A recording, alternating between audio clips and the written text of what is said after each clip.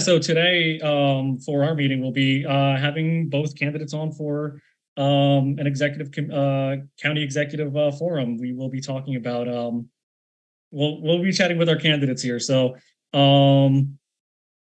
yeah. So in the meantime, this is a little chatting period for everyone in the chat here. So just want to have everyone introduce yourselves, whether in chat, open up your mics if you'd like, and just say hello.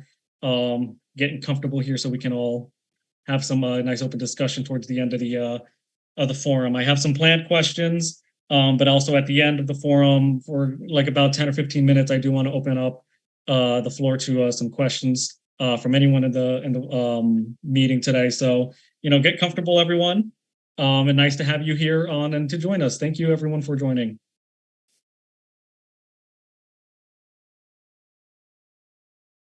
Hi, everyone. This is Darrell Stroud. I'm on the State Board of Our Revolution. I'm from Monmouth County. Just wanted to come on and say hello. Thanks for being here. This is a very important event. And yeah, thank you. Thanks, Brady and Joe, for hosting. Thank you, Darrell, and thanks for joining us.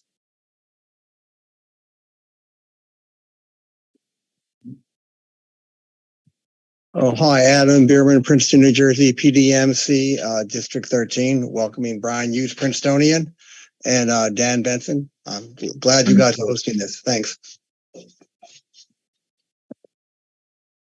Hi, everyone. Kaji Manuel, Trenton, New Jersey, former candidate for Trenton City Council at large. Just happy to be here to watch two. We are going live on Facebook momentarily. All right, good. Thanks for cutting me off, Joe. You don't have to. I was just waiting for you to speak. All right, we should be live. Welcome to everybody on Facebook who's tuning in. It's good to have you on with us. I'm going to turn it over now to our chair, Brady Rivera. Brady, and please continue to introduce yourselves in chat while we do this. Yep. So hello, everyone. We are now live on Facebook. So my name is Brady Rivera. I am the chair of our Revolution Trenton Mercer. And I'm welcoming everyone tonight and thanking everyone to join us tonight. We know that this year is going to be a very, very eventful year because this year we will be having, our elections at the state and county-wide level. And right now for today's meeting, we're specifically going to be focusing on the county level because we do have a primary for the Mercer County executive. So for the past few years, we've had our incumbent who is joining us tonight, Brian Hughes, who's run the Mercer County as our Mercer County executive.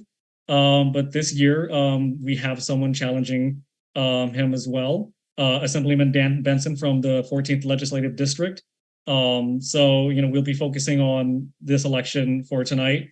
And we'll be probably seeing more elections later this year in relation to, the 14th Legislative District as well, even the Senate election. So, of course, everyone be aware of your elections. Make sure you're registered to vote. This is one of those pivotal years that will definitely affect you at the state, local, county level. And we definitely want to be involved. And our revolution will for sure be involved.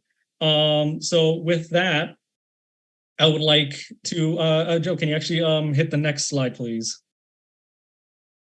Yep, so just want to go over tonight's agenda real quick. It's a short one in listing numbers because, of course, most of the chunk here will be our forum. So we're going to be just going through some introductions on upcoming events, and then we'll be introducing our county executive candidates. So like I said, I'm our Revolution Trenton Mercer's chair. Also, we have our other executive committee here tonight. If you guys want to introduce yourselves, Joe and Georgianne, feel free to jump in, and then we can continue with the next slide. Well, I'm Georgianne D'Angelo, and I'm the secretary of our Revolution Trenton Mercer. Hey everybody, Joe Marchica was the chair, the founder of this chapter that. So in this event right now, no longer chairing, am now our representative to the state organizing committee. And Brady, did you want me to move on to some of the stuff on the next slide? Yeah, for sure, please. Joe will be introducing us to the upcoming events that we have. So go ahead, Joe, take that away. Sure thing.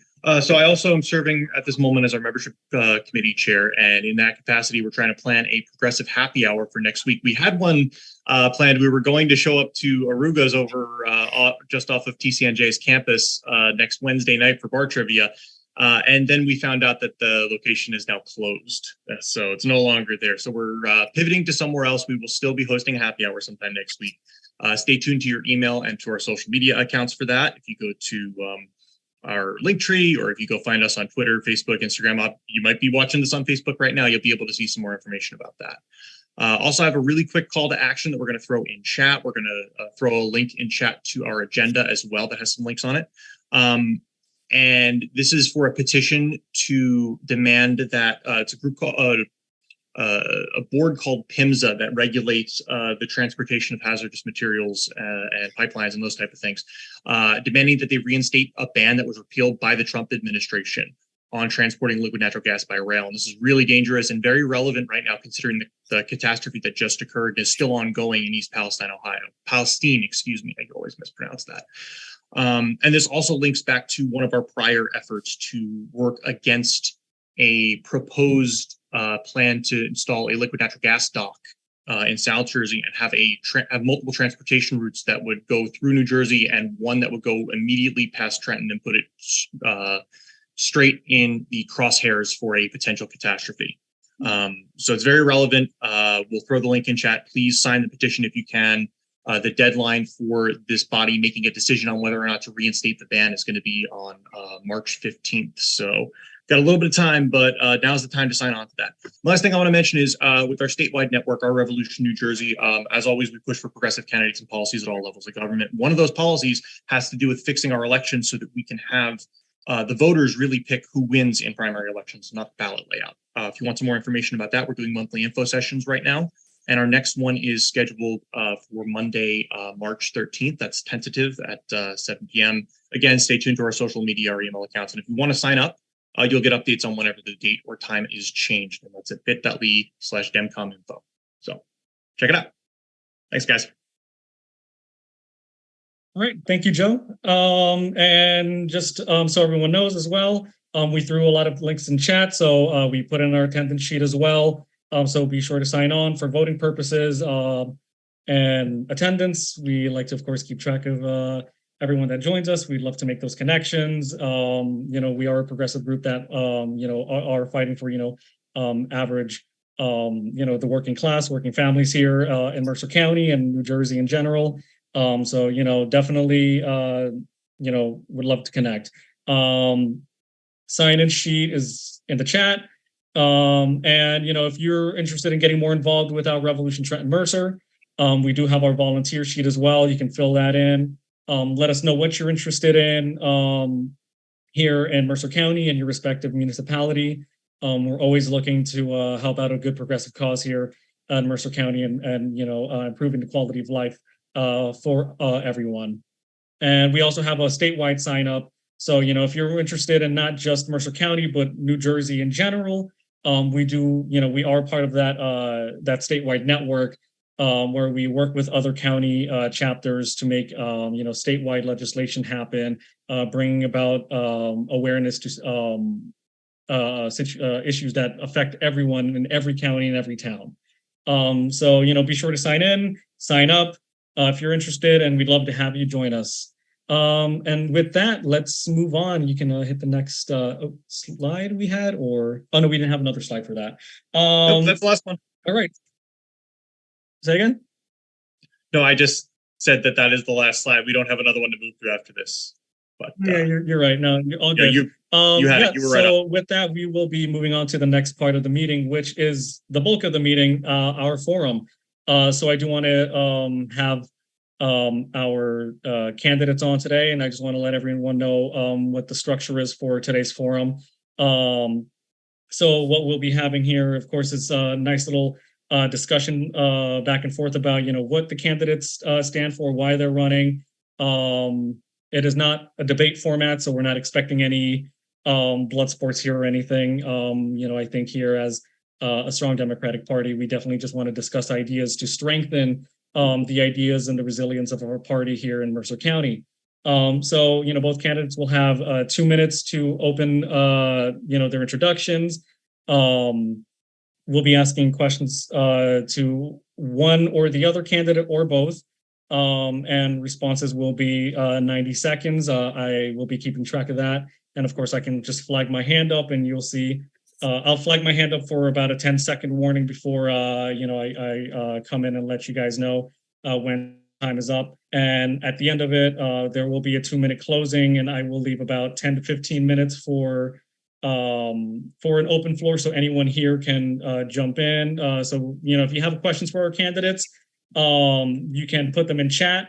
And I believe we also have a Google form where we are collecting some questions just so we can have it in a nice little spot for everything. So with that, I want to introduce our candidates. Brian Hughes, he is our incumbent Mercer County executive. He's been our county executive for, I think, since 2004, if I have the number right. I'm just remembering off the top of my head. I'm a little scatterbrained for the day, long one, but, long time Democrat, long time Mercer County executive. And of course, he is running for re-election. And next to him, we have our current Assemblyman, Dan Benson from the Legislative 14th.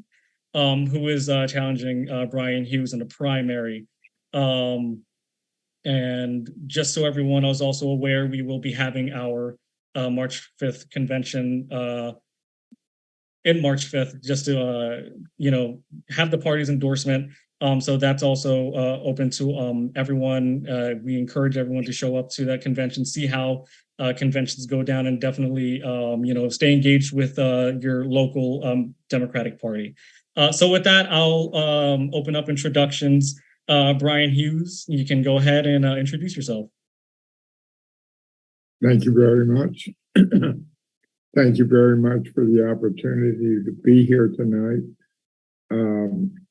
I just wanted to talk about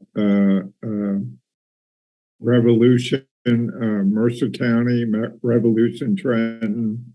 That's what I did 19 years ago when I stopped the Republican control of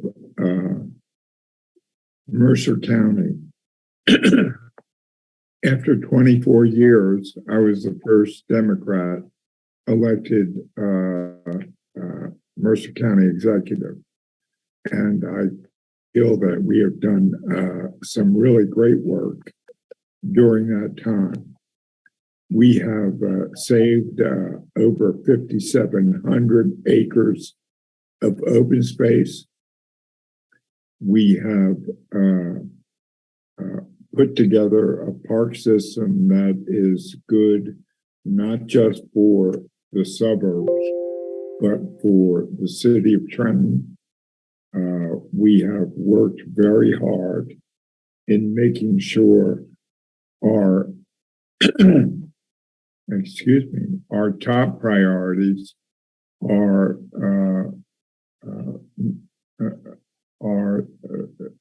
saving our environment.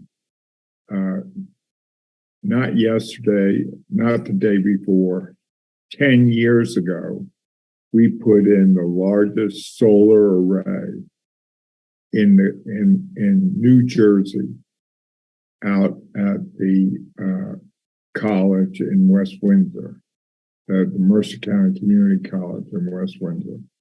It saved almost $1.3 million a year to the college. We are putting in EV stations all over the county to make sure. Sorry, I'll just let you finish the statement and then we'll be moving on. Go ahead. I'm sorry. Sorry, I said, you can finish that statement, but it's the 2 minutes. Okay. Well, I just wanted to say thank you for giving me the opportunity to be here tonight I have done a lot for the county. I intend to do a lot more for the county, and thank you for the opportunity. All right, thank you, County Executive. And now Dan Benson. Thank you so much, Brady. And I want to thank our Revolution, Trenton, Mercer, for all that you do in our community, particularly for the small D democracy and the work that you do throughout the year.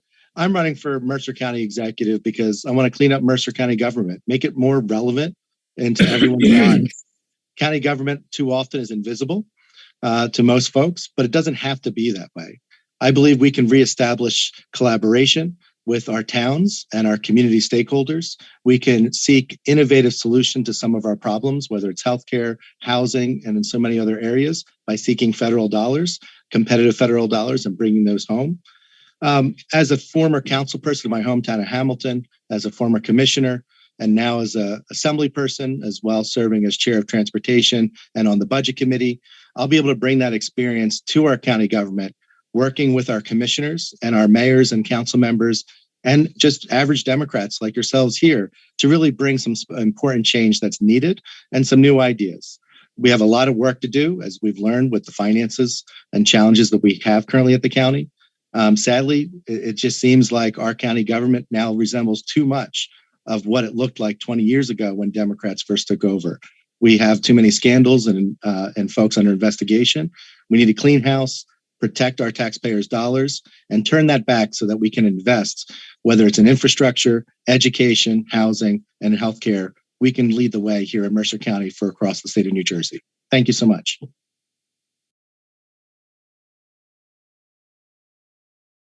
Great, thank you, Dan. All right, so, all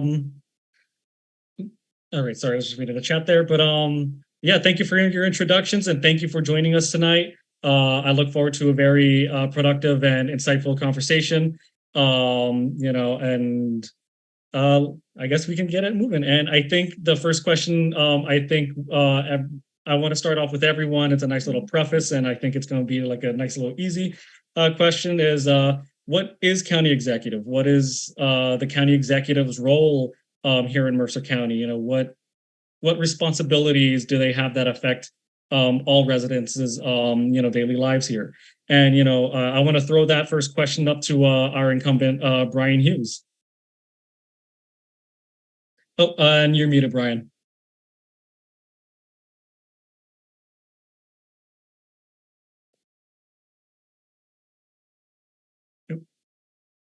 There we go. Hello.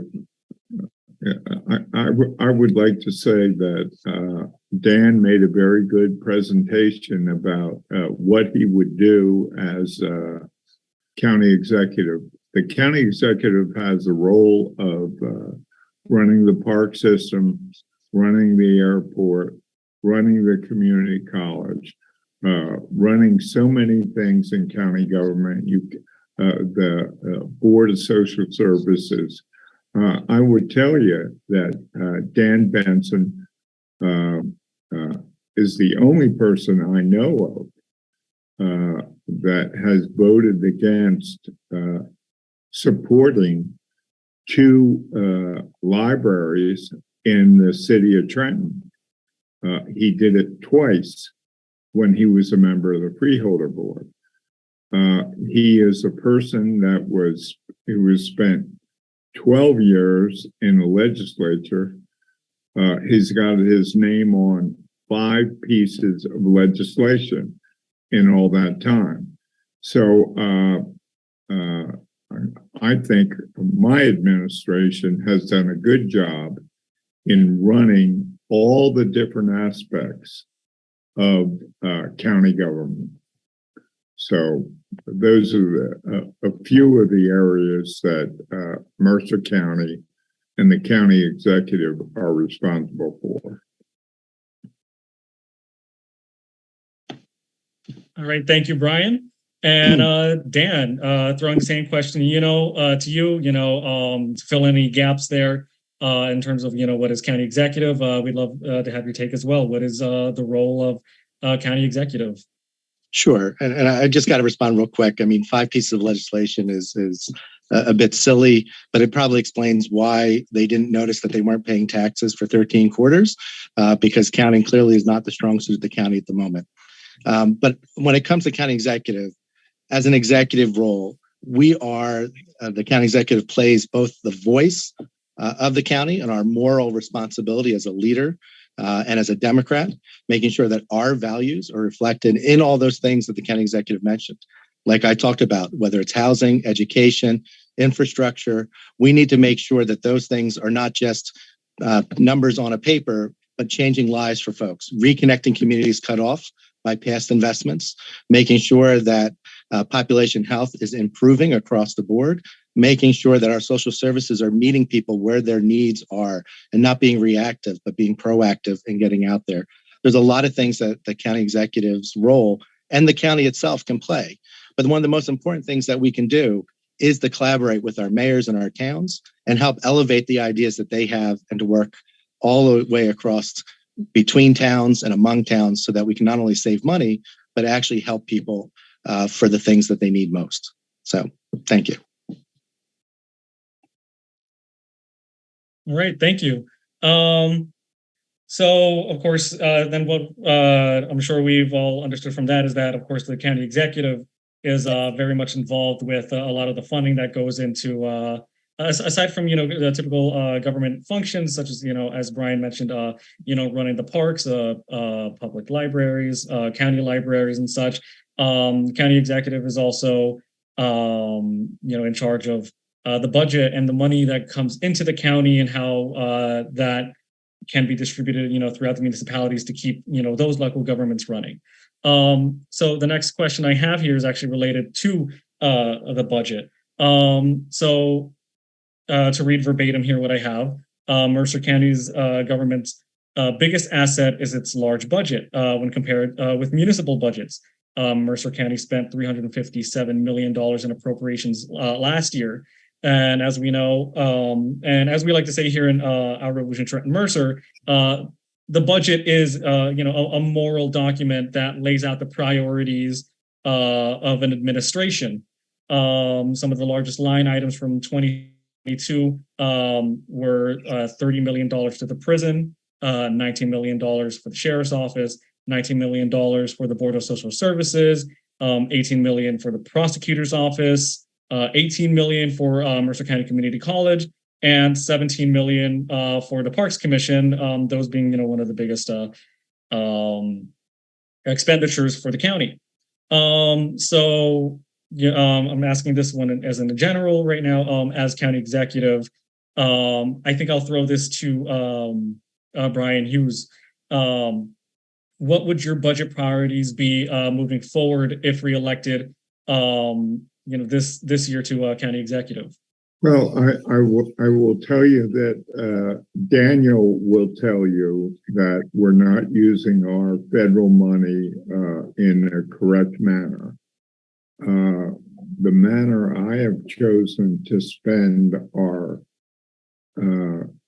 federal money in is to keep our tax, property tax level for the next 2 years, completely without change, without increase. He may have a different plan. I have chosen to increase by $3.1 million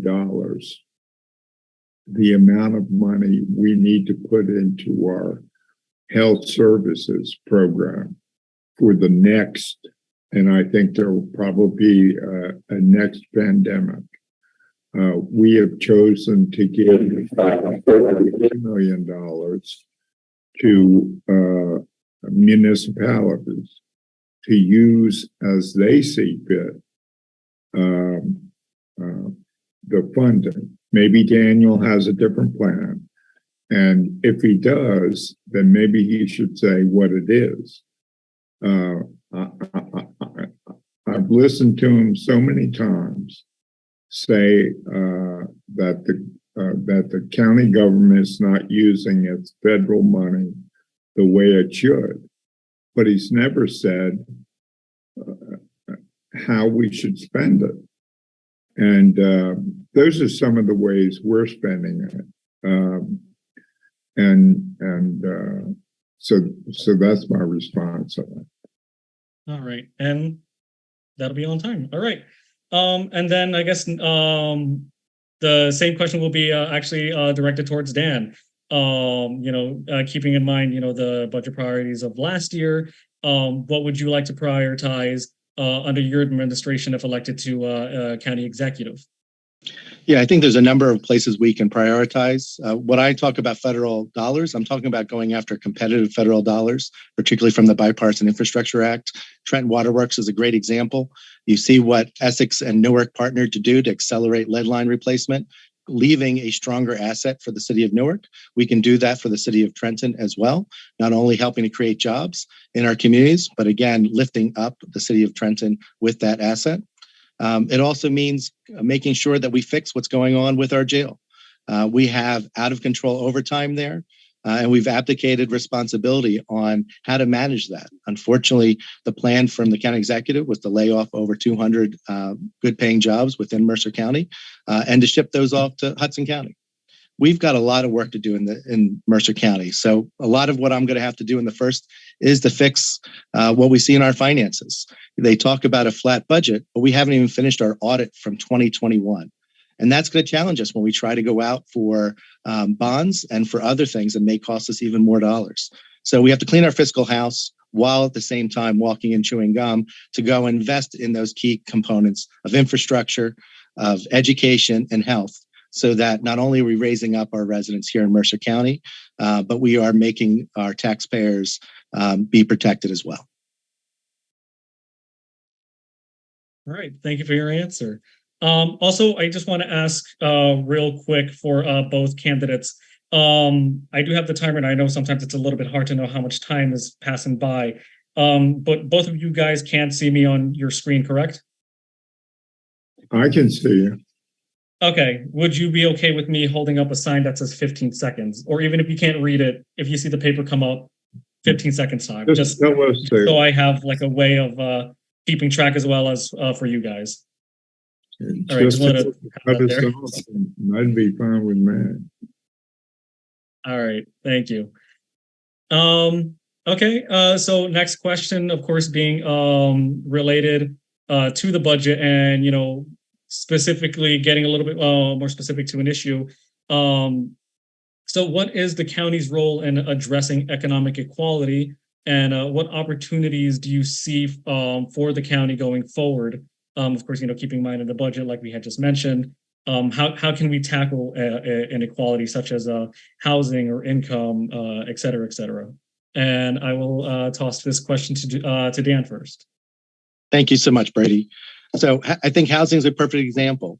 We have a lot of opportunities to work with affordable housing providers and nonprofits using our debt capabilities through the MCIA and through our housing office to help lower the barriers for folks that are either seeking first-time homes, but also for entrepreneurs that are flipping homes to make them available for first-time homeowners.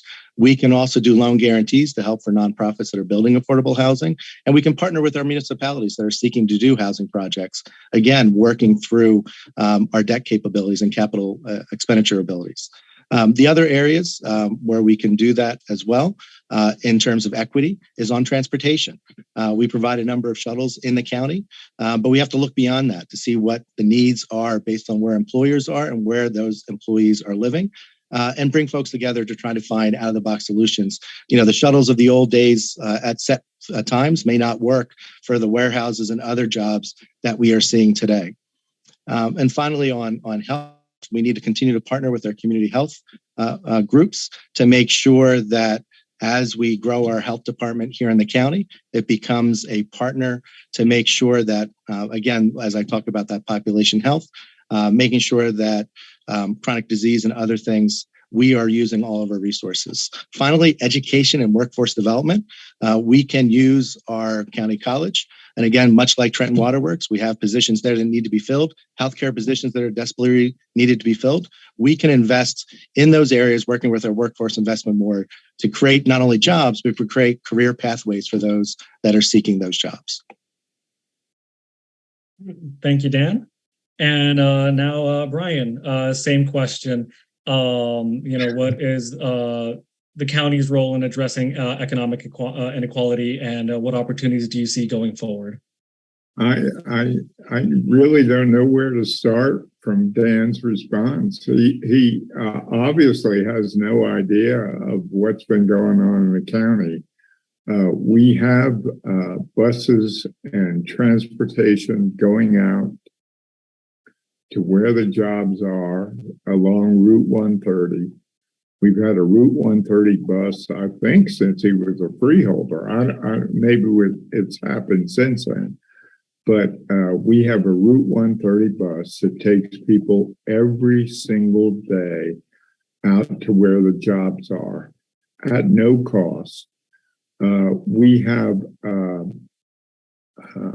during the pandemic, unlike the state where he worked, and he was such a leader, we didn't fire anyone, relieve anyone, put anyone on a furlough or anything like that. We paid every single employee in Mercer County a living wage, unlike the state. And we, in fact, are looking at spending some of our money, our federal money that he doesn't think we're using properly, to pay extra funds to people at the correction center and to people at the Board of Social Services who didn't have the opportunity, like he did, to work from home and to work from a computer. So the people that had to come to work in Mercer County, we are paying them, and we kept them employed, and we are making sure they are kept whole. All right, and that'll be time. Okay. Dina, if you have a question, you can throw it in chat, and I'll be sure to keep track of that. You can either put it in the general or send it to me. Yep. Thank you.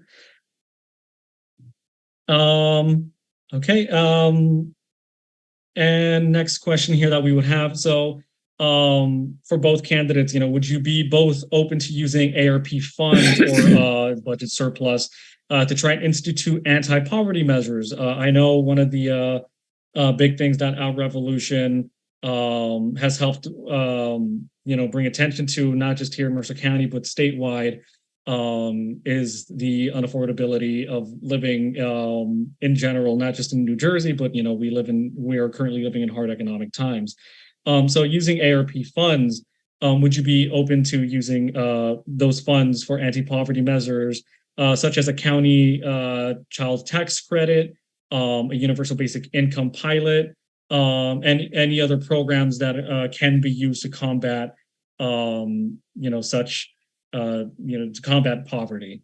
And I'll throw that question to Brian Hughes. What would you do, or would you be open to those funds for anti-poverty Absolutely. Measures?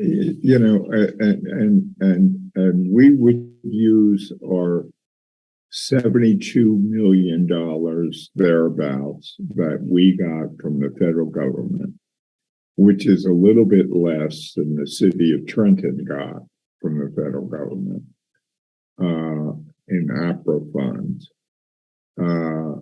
for putting people in homes and keeping people in homes. We have, in fact, put 100% of our homeless veterans into permanent housing. That's never been done before in Mercer County.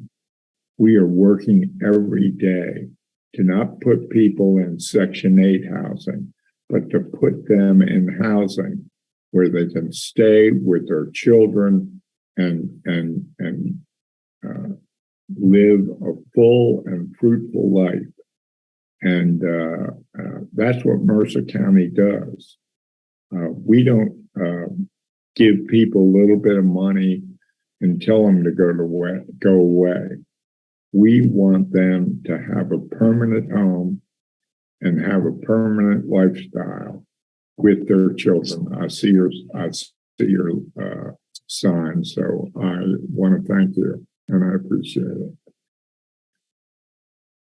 Yeah, of course. And Dan, same question about ARP funds. Sure.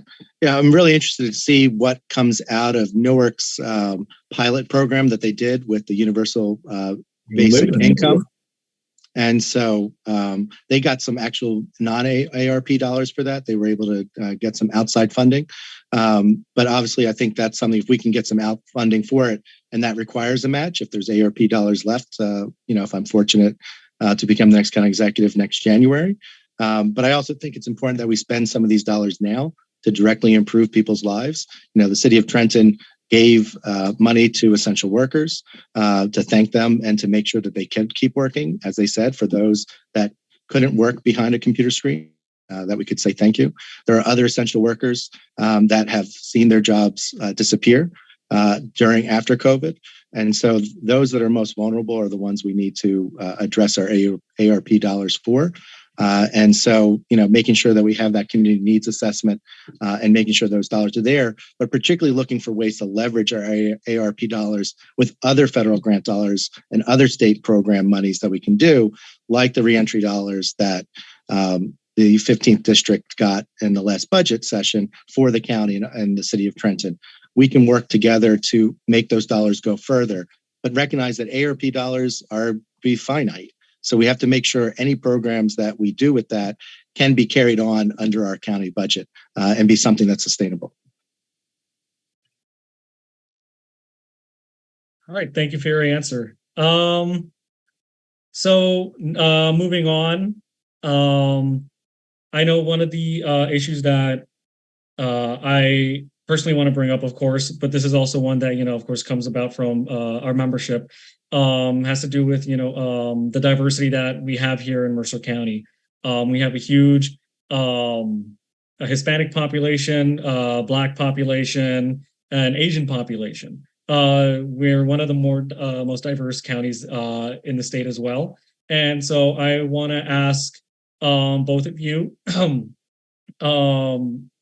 your experiences with these different diverse groups, and what have you been doing to involve them more into Mercer County government and providing them assistance and having them be included here in Mercer County and their respective municipalities. And I will throw this question to Dan. Thank you so very much. It's really important that our county government reflects our community, but also when we spend our dollars at the county level, that where we spend them also reflects our community. That means making sure not only in our hiring that we have DEI officers, but also making sure in our procurement that we set goals for our professional services and how we spend our dollars to contracts that also make sure that we are targeting women, minority-owned and veteran-owned businesses, and setting targets so that we can be transparent and achievable in making those targets stick. But I'll give you another example. Why, in our campaign, it means also outreach, doing outreach as part of our campaign and running to these groups so that they are a part not only of the campaign, but a part of governing and getting ideas of where the needs are. One thing that I've already recognized, I went to pick up petitions to run, and it turns out you can only get petitions in English. Apparently, there's no mandate to have them in other languages like our voter registration forms and our voter ballots. That has to change. Thankfully, I can do that as a legislator and introduce legislation or work with my colleagues to get that passed. But hopefully that's something we can change tomorrow as people realize. Because if we're going to ask folks to sign petitions to help get candidates on the board, we got to meet people in the languages that they're most comfortable, just like we do with voter registration and we do on the ballot. We got to do that for candidates too. We had historic wins in the city of Trenton for diversity and across the county. And I look forward to continuing to support that and expanding it even further. Thank you. Thank you, Dan. And Brian, same question about the inclusion of our diverse demographics here in Mercer County. Well, when I was first elected county executive, the county office did not represent at all the representation of what our county looked like. It didn't have African Americans, it didn't have Latinos and Latinas, it didn't have any Asian folks working there, and that has changed completely. Dan is talking about one form, and maybe that's my fault. I see Commissioner Walter on the line here, and I see our county chairwoman on the line as well, who's important in choosing who is on the Board of Elections. But I think that we have changed county government for the better for the last 20 years. It represents every single racial and diverse population in Mercer County. And thank you for your time. And I keep seeing that sheet coming up before me, so I thank you. And I'll take my end. Thanks.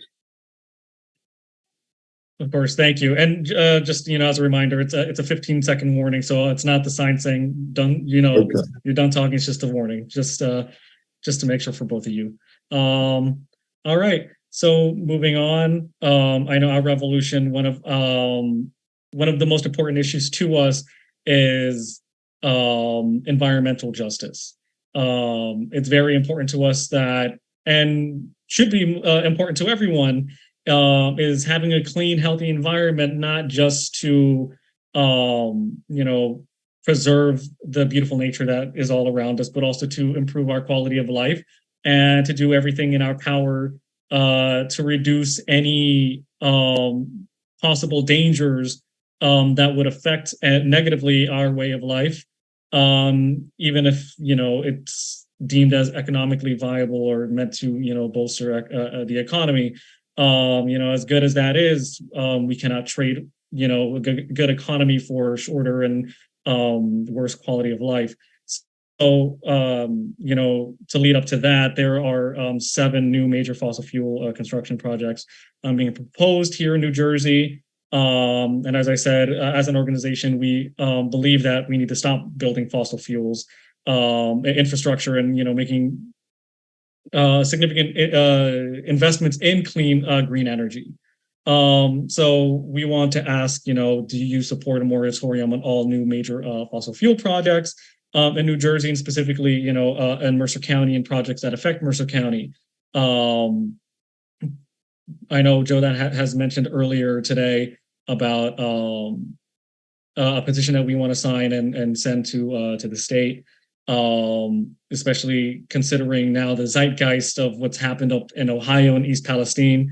We don't want to have similar tragedies happen here in Mercer County. So I want to ask both of you if you would be in favor of a moratorium on those fossil fuels. And I'll throw this question to Brian first. Well, I can tell you that during my time in office, we closed the coal plant, the PSE&G coal plant on the Delaware River. And that was not by accident. It was by a lot of county pressure put on PSE&G. The barges were coming up the Delaware River every single day, many times a day. And we said, that's got to stop. And so between that, the PSE&G coal burning plant, and the, like I talked about earlier, the solar array out in West Windsor, and EV terminals we're putting up all over the county. I think that should show my determination to keep a environment as clean as we possibly can on the county level. Thank you. All right, thank you, Brian. And now Dan. I also want to mention the bag ban that came and happened under my administration. Noted. Thank you. Dan, go ahead. Thank you so much. This is the question, I think, of our time for New Jersey. You know, we have an opportunity to say, are we going to make a fresh start for the future? Not just for our children, but for our overburdened communities, like the city of Trenton, like many communities all across Mercer County. It always, as we know, the one thing we tend to get in lower income communities is more pollution. And so that's why I was proud to be a sponsor of the environmental justice legislation at the state that says even when there's a permit renewal, those facilities have to improve where they are when they can. But it also means, you know, supporting our governor in his statement to accelerate not only the phasing out of gasoline vehicles and the electrification of our transportation sector, but getting to 100% renewable future. I've signed up to oppose facilities like the New Jersey Transit Facility that would have been a fossil fuel resiliency microgrid project. And I've supported other efforts to make sure that overburdened communities are not saddled with projects that are not right for them. Whether that's the Woodbridge project that's coming up now, that a number of the mayors in my district have opposed. You know, we support those efforts to stop those projects, while at the same time making sure we invest in a future that's brighter for everyone, and working to help remediate those issues by investing in those communities that for so often were forgotten. And we can do that at the county level, not just the state. All right, thank you. And just for a clarification for both Brian and Dan, so would that be like a yes or a no on the moratorium for fossil fuels? Brian, can you go ahead first? Yes.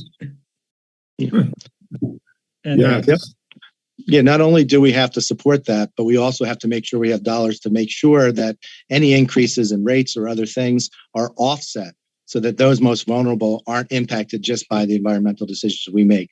We got to make sure things are affordable, not just cleaner. All right. I thought it was a yes or no answer you were looking for. I'm sorry. Yeah, I heard a yes in both, so I got to pin that one down. All right. So the next topic we want to hit on is something also that we very much care about, and it's the issue about campaign finance. So we believe at minimum the public deserves to know who is funding your campaign, and we also believe that whoever funds your campaign has a say about your values and what you will do once elected. So, you know, we want to first ask if you would accept super PAC funding or independent expenditures on your campaign's behalf. And I will throw that to Dan first and then Brian, and I'll have a follow-up for each of you in relation to that question. Yeah, this is really important to me because, you know, Brian has already embraced, the king of pay to play in South Jersey and has asked for his help in trying to rescue his campaign. And, you know, I think that's something that we need to just put our foot down and say no here in Mercer County. I believe it's important that we work to make our campaigns as grassroots driven as possible. And that means going out into communities all across the campaign, but also to make sure that we try to keep those special interests out of our funding. Now, if our revolution has their own PAC, I think that's a different story when we talk about super PACs. But I've never appreciated independent expenditures. Just by their definition, you don't have a say. They tend to be clumsy. And my preference is that folks should stay out. I'm happy to speak for my own campaign and speak for myself, and don't need outside groups trying to influence. All right, thank you. And Brian, go ahead. I would say that the mayor of East Windsor is on the line. She has close to $400,000 in her account. She is actively supporting Dan Benson. Dan Benson has close to $150,000 or $200,000 in his account, raised from someone. I have $50,000 in my account, and I am running a very slim campaign compared to the two of them. And you have to ask them where they get their money from, not me. And all you have to do is look in ELEC where the money comes from, and look at Dan's account, and look at Mayor Mirnoff's, Chairwoman Mirnoff's account, and find out where they're getting their money from, because it's very easy to see. They are getting their money from outside sources and hoarding it for a campaign that they are trying to win at all costs, for reasons unknown to me. Thank you. All right, thank you, and that'll be time. All right, and like I said, I had follow-up questions for each of you in relation to campaign funding. So I will ask Dan first this follow-up question, then I'll follow up with Hughes. So this is actually a question we actually also received from NJCAP. They're very much in the business of putting a police accountability, into law, following policies that can empower the average, the average person against, corrupt police. Especially during these past few years, we have seen that police have been getting more aggressive with, many Americans, and specifically people of color throughout the country. So, NJCAP has also been in the business of the platforms of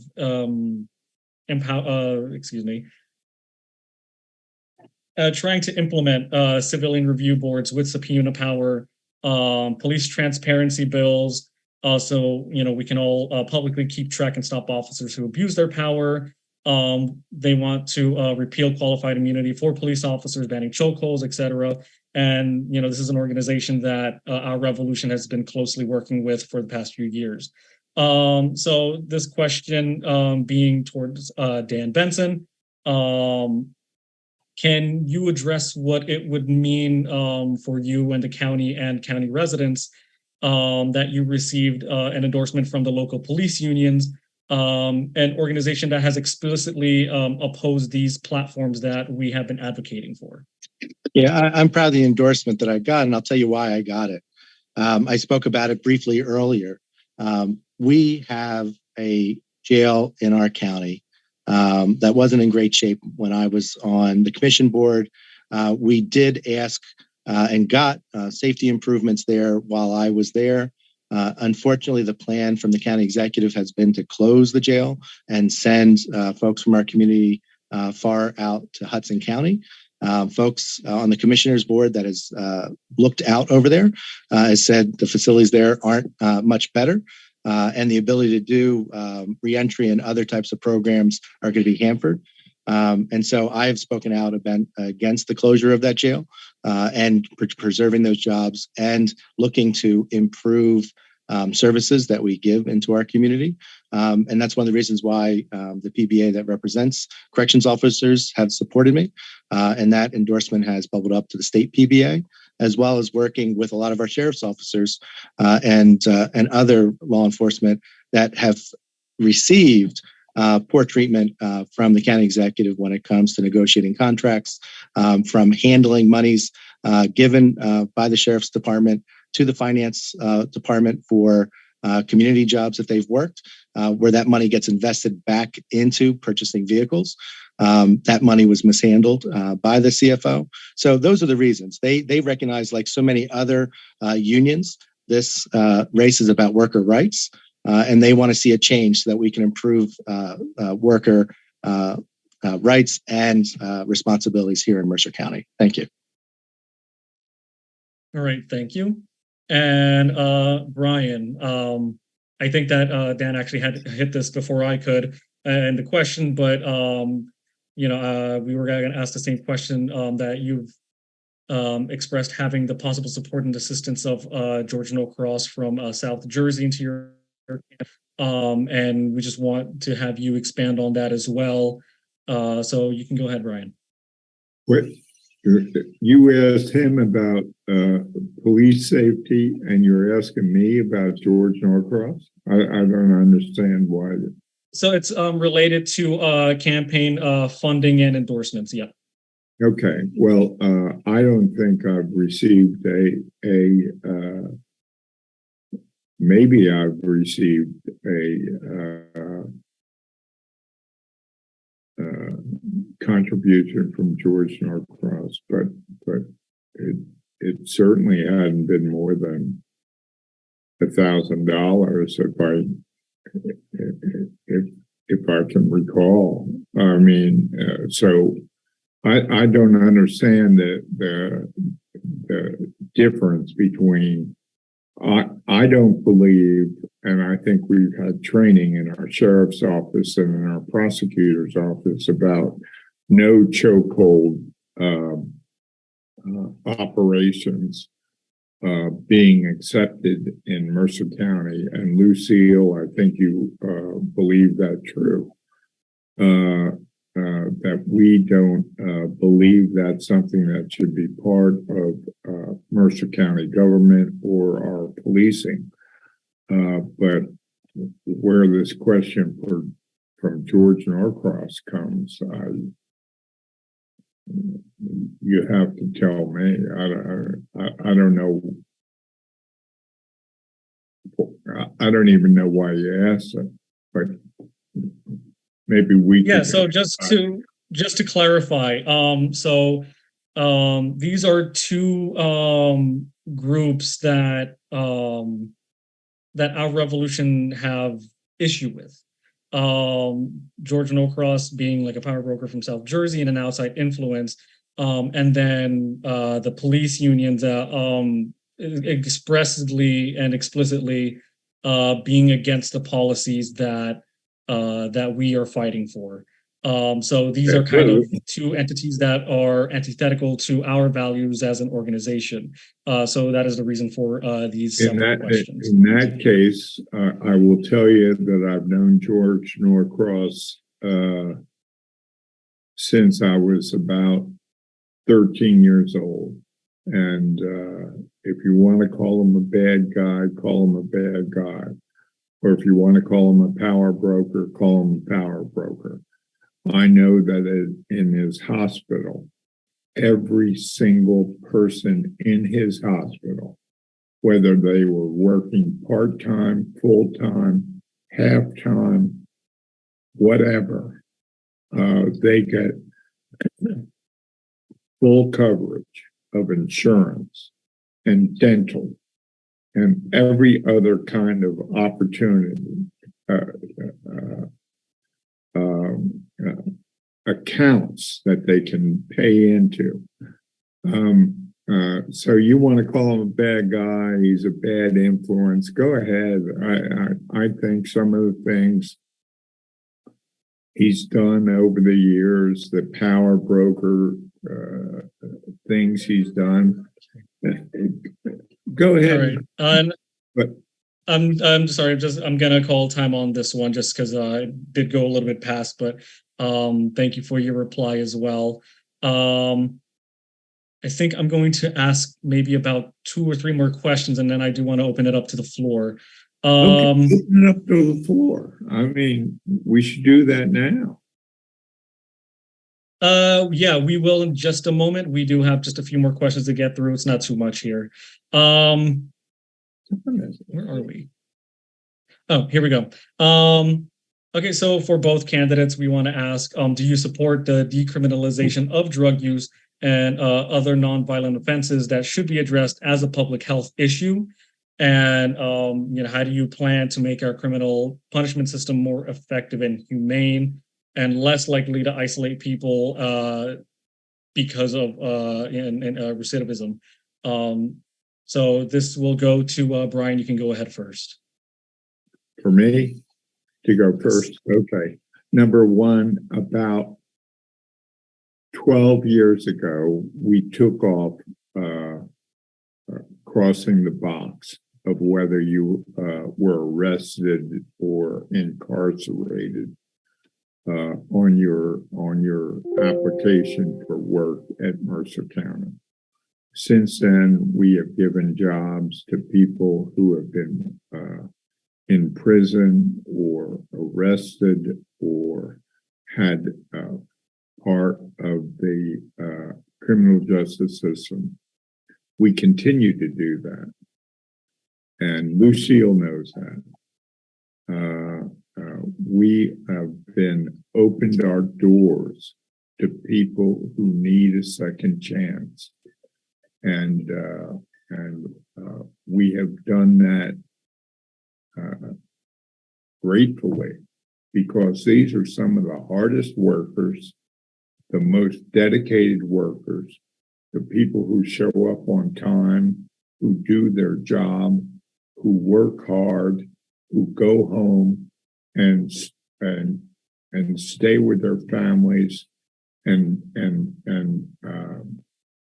we are very proud of them as Mercer County employees. So I'd like to get into this jail business a little bit more with Daniel, but I know that's not what the question is right now. So I just want to say that Mercer County is open to employees who have served their time and have been involved with the criminal justice system. Thank you. All right, thank you, Brian. And same question to Dan. Do you support the decriminalization of drug use and other nonviolent offenses that should be addressed as public health issues? Yeah, absolutely. And as the sponsor of the Good Samaritan law that also had the opioid overdose antidote legislation, which put Narcan in the hands of our first responders. And that Good Samaritan, it says, hey, if someone's overdosing, if you stay with them until someone comes, you will not be charged with a crime. And that took a lot to get done. In fact, the governor vetoed the first half of that bill. Governor Christie did. And we kept at it, working with parents that lost loved ones to addiction and lost loved ones to the scourge of heroin and other opioid in there. And so what we did was, and what the talk I've had over the last 12 years is to say, and that carries through with the marijuana decriminalization and commercialization, is that when we look at it as a health problem rather than a stigma that so often has, and recognizing that we were willing to save someone's life at death's door when they're overdosing, why aren't we putting the same amount of effort at the beginning?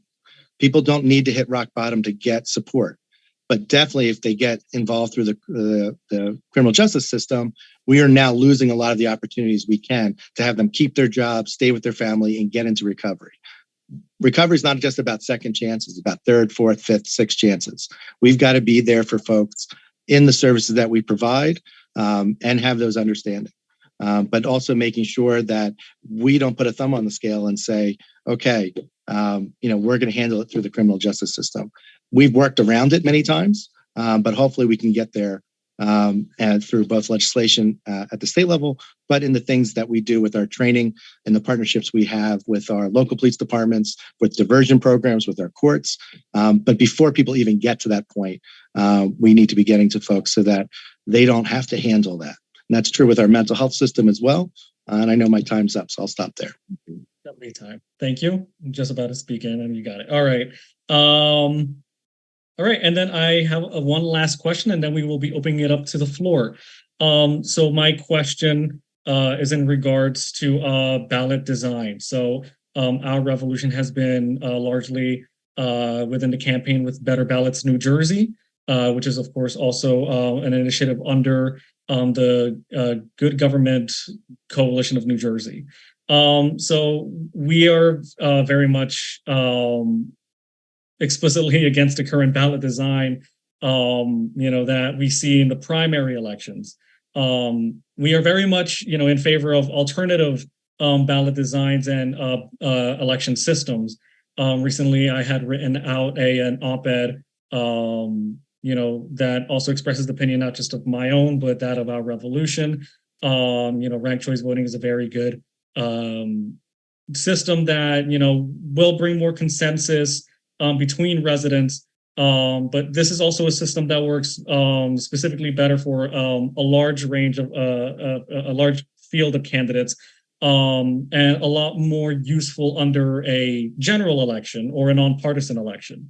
But looking at elections that are partisan and in primaries, not general, the ranked choice voting system is not necessarily best fitted for that.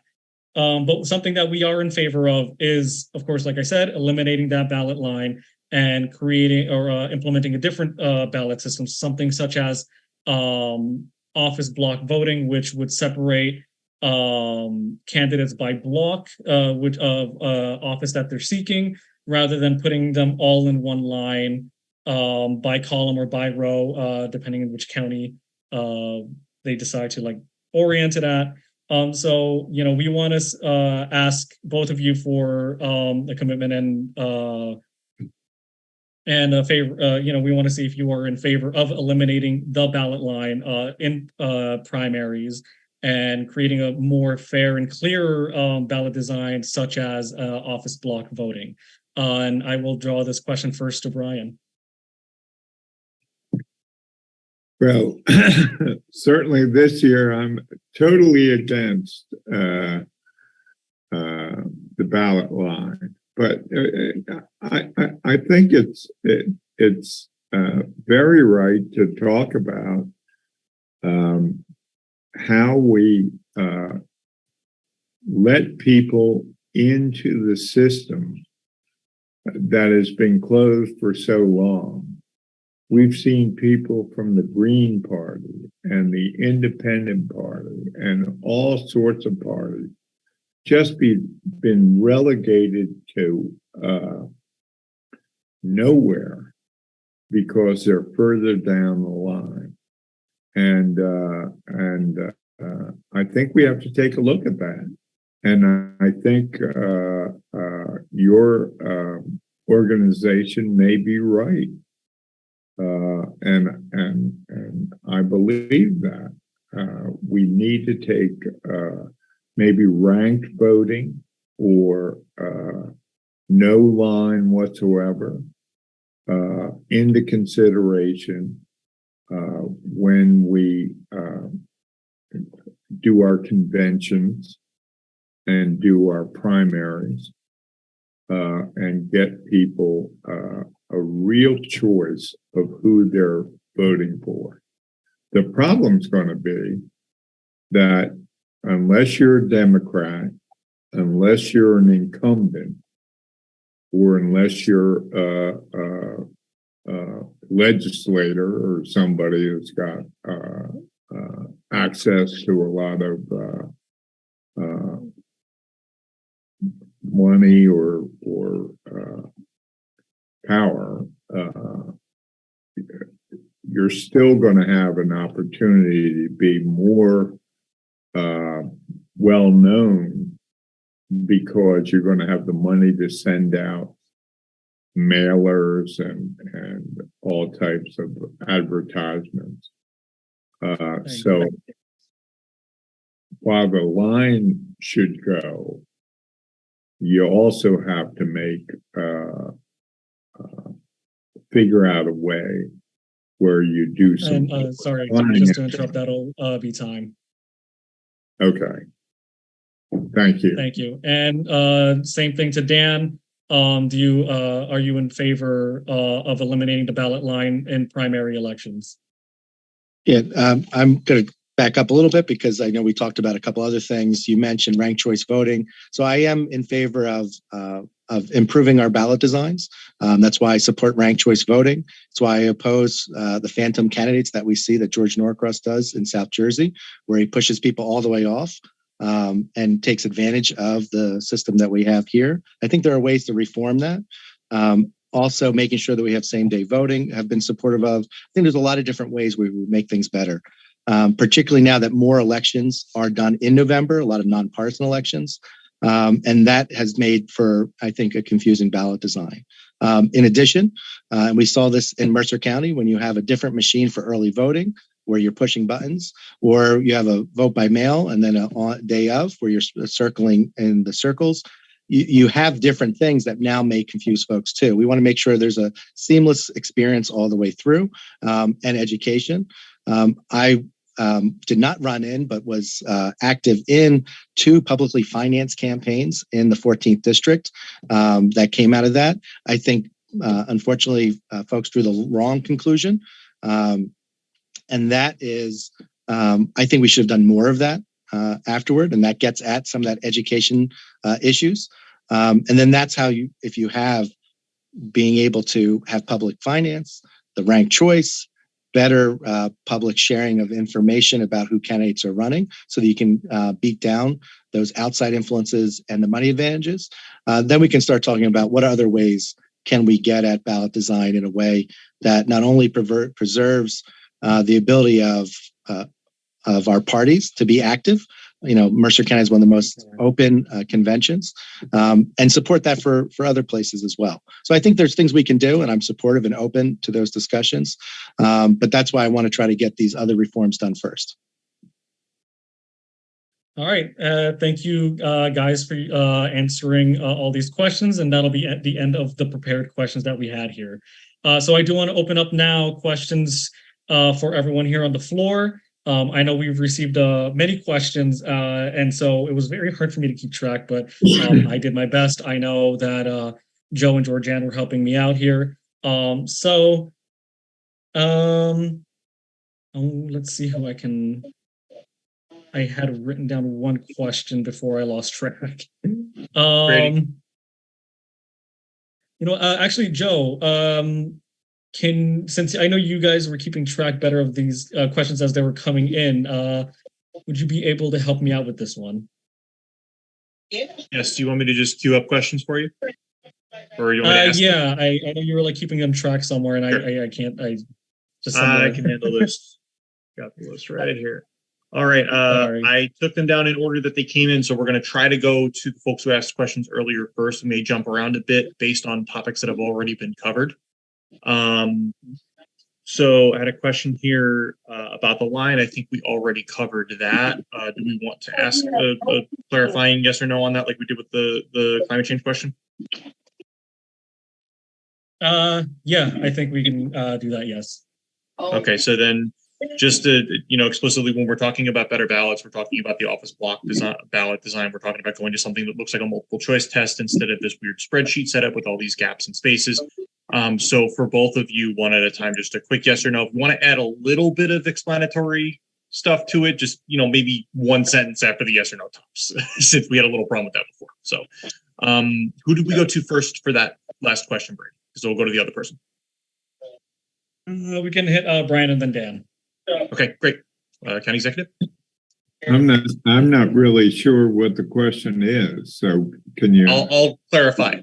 Okay. Do you support going to an office block ballot per the Better Ballots New Jersey campaign? Yes or no? If you want to clarify a little bit afterwards, you can. Well, if it's going to be a real yes or no, I will say yes. Okay. Assemblyman? Yeah, I'd be hypocritical if I did change my answer just for this group. As I said, it's no for now. I think there's other things we have to do first. Understood. Okay, so going on down, we had a question about that's not a yes or no answer, but that was a no, I believe. It was a no, and maybe we'll get to it later after we cover these other things, but it was a no. okay. So did we have a question that covered anything with regards to transportation? I think we touched on that briefly earlier in the forum. That first question came from Noshin Kanani, by the way. This next one is from I think Mary had her hand up. So before we go to anyone to actually ask your question, I'm going to ask, please be very brief. We are running very long with this forum, so please take no more than 15 seconds to answer your question, maybe 20. All right, so that first question comes from Mary. Did you want to unmute and ask your question, or would you like us to ask it for you? No, the question goes to Dan. Dan, what are you going to do to help improve when it comes to children that are not on a bus line? And how are you going to improve that so kids can get to and from school on a bus line if they are not close to one in their location where they live? How are you going to improve those improvements when it comes to children's education? Yeah, Mary, as you may be aware, courtesy busing, when more economic pressures came to a lot of our schools, courtesy busing ended in many districts. And so families were forced to either just take a small cash amount that they were given, and then they had to figure it out. Families were then oftentimes forced to try to do, banding together to do travel. There's the county role for that is really not as direct, but as kind of the transportation side, working through our You're not speaking. Please go on mute. Thank you. Working through, again, partnering in that collaboration that I talked about. We can bring different districts together to see if there's ways to add on to existing public transportation to see if that's safe enough. In another area for higher ed, we can obviously work together to make sure that more folks can get to our Mercer County Community College campuses so that they can have access to those educational resources. Great. Okay. So we're kind of winging it down and cutting down the time we're taking for people to answer questions. Brady, what do you think an appropriate answer length is for the candidates? Would you want to go with 30 seconds so we can go kind of rapid fire? I was going to say we can go. I was going to say we can go with 30 seconds. I just didn't want to interrupt the answer, but yeah, 30 seconds, and I'll keep track of that. Good. I'll still put up the sign for the 30 or for the 15 second warning. Sorry. County executive, I know you didn't get a chance for maybe a little bit of a longer answer because Assemblyman went probably 40 or so. So we'll be lenient with you for the next couple. Sorry about that. Right. We're trying to be fair and equitable here, but we're managing things on the fly. So next question I have on this list. Oh, we didn't have a question about Trenton Waterworks, so we definitely should ask that. And this one is from Rachel Walker, asking about a bill in the Assembly advocating for an oversight committee for Trenton Waterworks. And many Trentonians will see this as a power grab to take the waterworks away from an urban community that has very few resources already. So again, this one seems to be targeted more towards the Assemblyman, but so I guess we'll go to you for a response first. Yeah, real quick, essentially get federal dollars, pump it in to accelerate infrastructure improvements, Trenton Waterworks, leave it stronger as a stronger asset for Trenton, but also making sure the suburban communities have equal access to the information so that they know that their water's safe. Okay, so that's an absolute. Wait 1 second. You got to give me a chance to respond. Yeah, you can have 30 seconds to speak to that bill if you like, and Trenton Waterworks in general. Yeah, the Waterworks bill is a power grab from suburban towns to take the money from the city of Trenton and put it into their own pockets. It's one of the few places that the city of Trenton has revenue from, and the Trenton Waterworks should never be given over to Hamilton or some other town. while they're producing a significant job right now. And I think the Assemblyman is just not being truthful when he I think said we're at 30 seconds now, right? Yeah, no, we were like being a little like lenient with that one because of the previous question. But yeah, Yes, you're right. I'm sorry. Yeah, no, you're fine. Yeah, I was keeping track. I saw. We're good. I do want to just very briefly clarify something. A lot of that bill, to my understanding, was driven by the dysfunction in the prior Trenton city government and ostensibly, right? A lot of that bill was somewhat scary and could have, led to further steps to take power away from Trenton to control the waterworks. However, I'd ask both of you. I mean, the Assemblyman is in the Assembly, so this is a bill he actually had to discuss and was involved with. So I do want to ask him, is this a bill you still stand by given the current Trenton city government? No, I think we have a great opportunity now. Like I said, the only thing that I'm looking for our suburban communities as well as the city of Trenton is to make sure both the elected officials and the residents that are served by it receive equal information and access to the information, the operations. It's just simple transparency. And I want to make sure we do things as a county to invest into that system, just like Newark did and with Essex did with Newark. Understood. Thanks for clarifying that.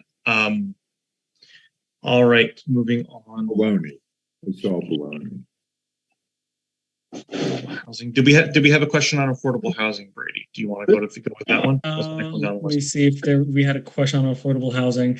I will. Well, I have my hand up for a minute by now. What? Sorry, Ed, we have questions queued up from earlier on that people were putting into the chat or putting on into the comments on Facebook where we're streaming this. So I apologize, but we're trying to get some questions. Just so we can kind of get back into order, I think we can just have people raise their hands right now so they can ask their questions. I think we still have another 10, 5-7 minutes for next questions. So Ed, you can ask a question now. I'll actually just take it from here. When people raise their hands. Sorry for the mess here. It's just a lot of questions that came in, blah, blah, blah. Ed, go ahead. You can ask a question. All right. Thank you. Basically, I want to ask a transparency question to the Assemblyman.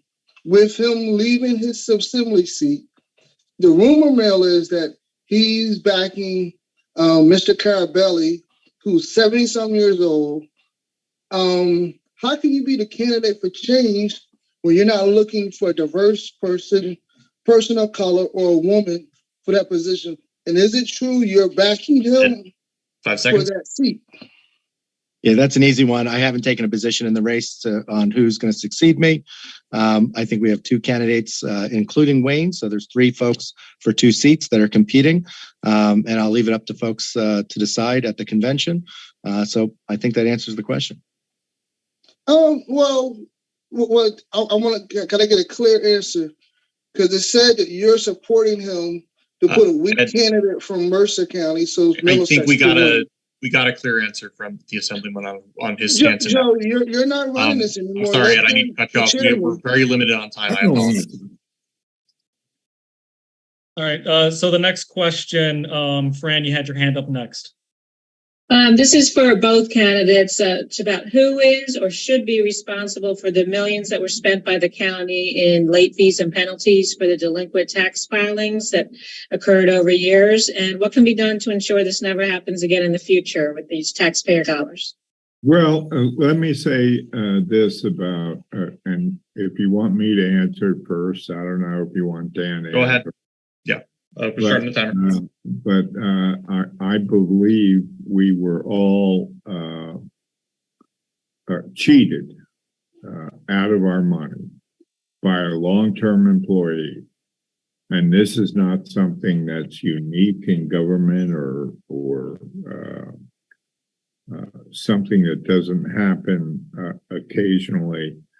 But I was cheated, and we were cheated by an employee who was an employee for 18 years.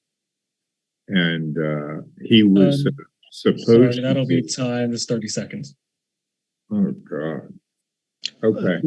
Yeah, I think you've got to put in financial controls in place. That should have been there from the beginning. You know, it's one thing to let your finance officer write the policy procedures, but you don't let them approve it, and you don't let them operate like a Wild West. Now, unfortunately, I actually think Brian and his business administrator and chief of staff probably knew. There was a number of whistleblowers over the years that pointed out that there was problems in finance, and they turned a blind eye. Now we're all the victims as taxpayers. I'm going to go in and we're going to, hopefully, thanks to the commissioners, we'll have a completed financial audit, forensic audit, figure out what happened, how much more did we lose, and then get in there and fix things so this never happens again. That'll be time. Okay, thank you. And Aparna, you have your hand up. You can go ahead and ask. I have two suggestions. I have two suggested questions. One of them is from Aparna. So, Aparna, would you like us to ask the question that you sent in, or do you want to ask that one now?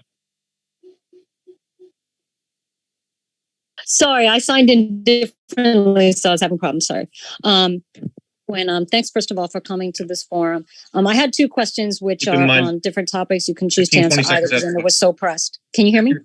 Yep. So sorry, the question is just one question. Sorry. Okay, I'll ask the one question.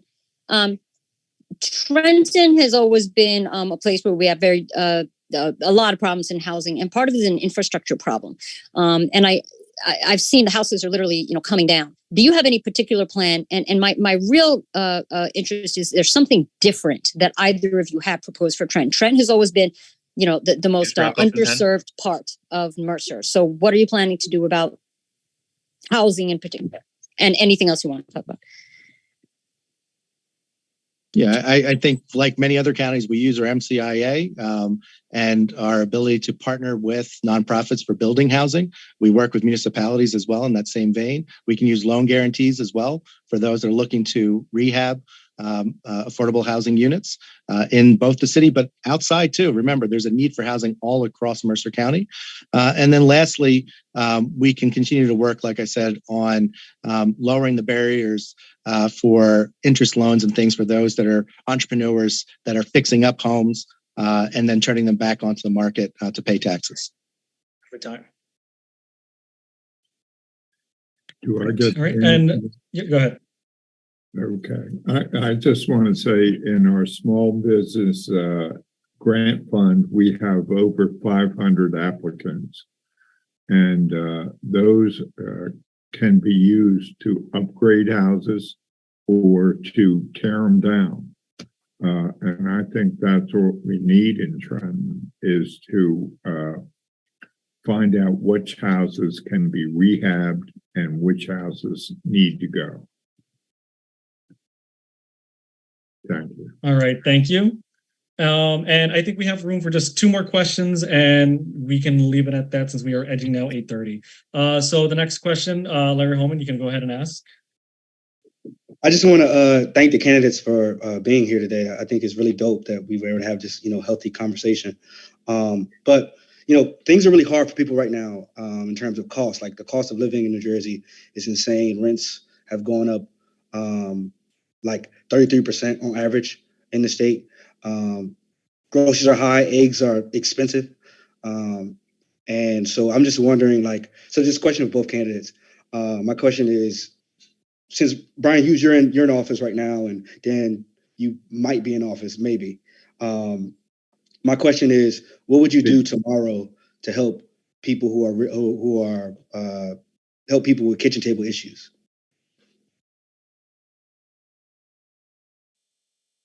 I can jump in. Yeah, I'll just jump in. First thing, while from the Assembly side, we supported the Anchor program, which puts $450 to renters as well as real property tax relief.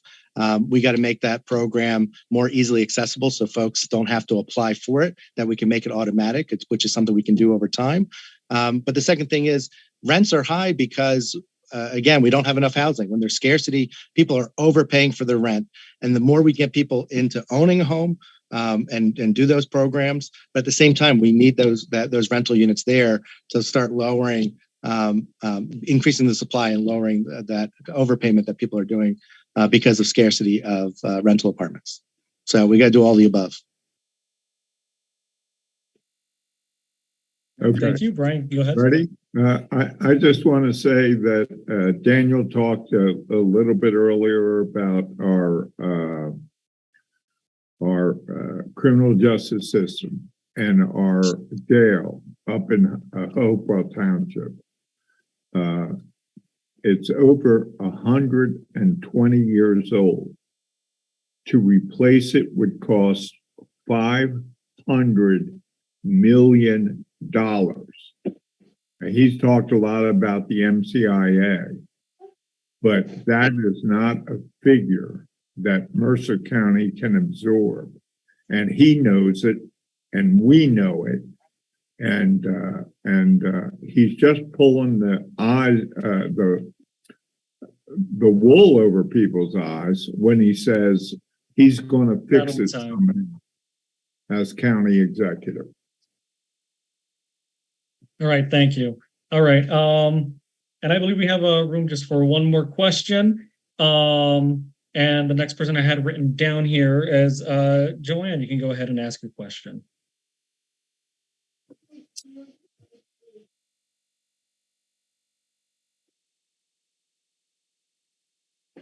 Joanne, you're muted.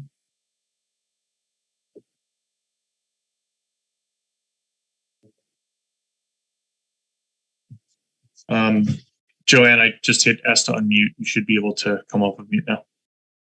If you like, since we're having sound problems, if you want to put it into chat, we can read the question from chat. Otherwise, we will also just move on to the next question as well. There is a question from chat from earlier in the meeting that we could go to, Brady, if you like. Yeah, let's do the next question then. And Sure. of course, everyone, if we didn't get to your question, we have them saved as well. We saved the chat. So, if there are any questions that go unanswered, we definitely would like to, keep these questions and send them over to our candidates, and we, get those answers as well. So, if the candidates are okay with that, we would love to send your our questions here. There we go. Yeah, we can take Joanne's question then. Sorry about that. Hi, this question is for Dan Benson.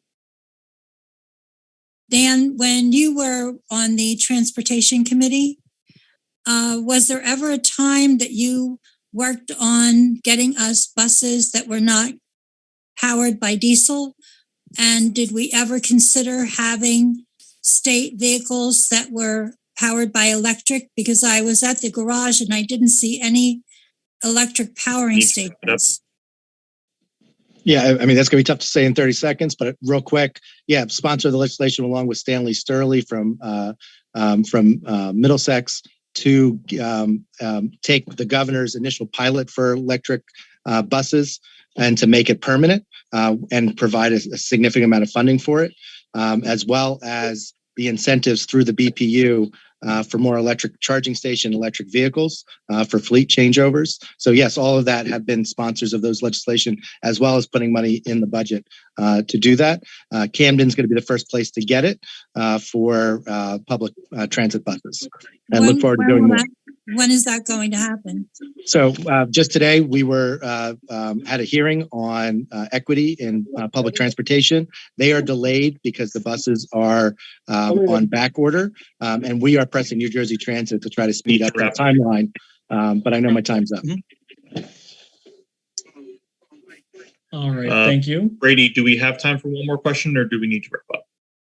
Because there is a question about the warehouse project in West Windsor. Yeah, we were just going to read that. Yeah, since you were going to read that question, this will be the last one, and then I'm going to bring it to our candidate's closing statement. So this will be the last question, and we'll bring it to closing.